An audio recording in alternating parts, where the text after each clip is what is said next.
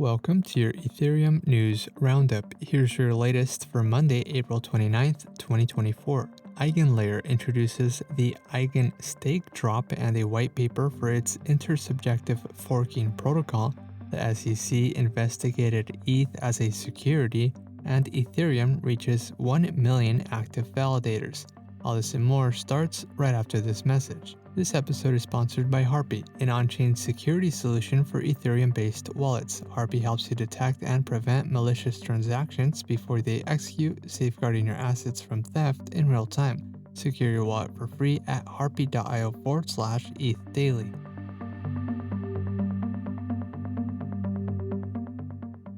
EigenLayer, the largest restaking protocol with over $15 billion in TVL, introduced EIGEN, its protocol token, coined as the Universal Intersubjective Work Token.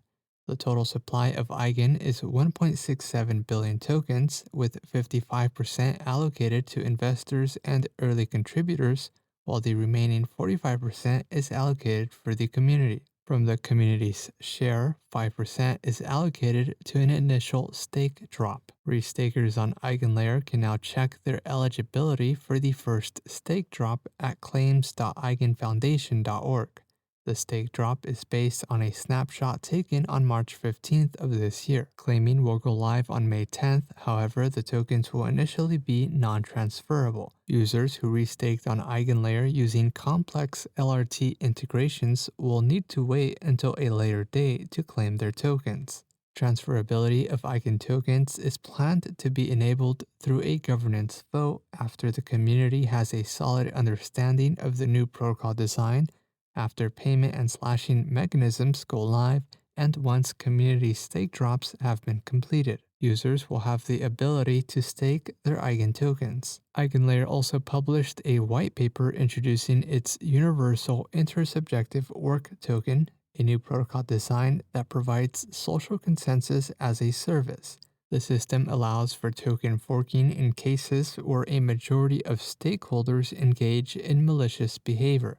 The design addresses intersubjective faults, which are issues that require subjective consensus among observers. While ETH staking targets objective faults with specific use cases, EIGEN staking is designed for more universal applications addressing intersubjective faults. The implementation incorporates a dual token system to mitigate risks linked to forking, including a metering system to assess the cost of switching tokens and a compensation mechanism to safeguard users from losses. The framework is currently open to community input.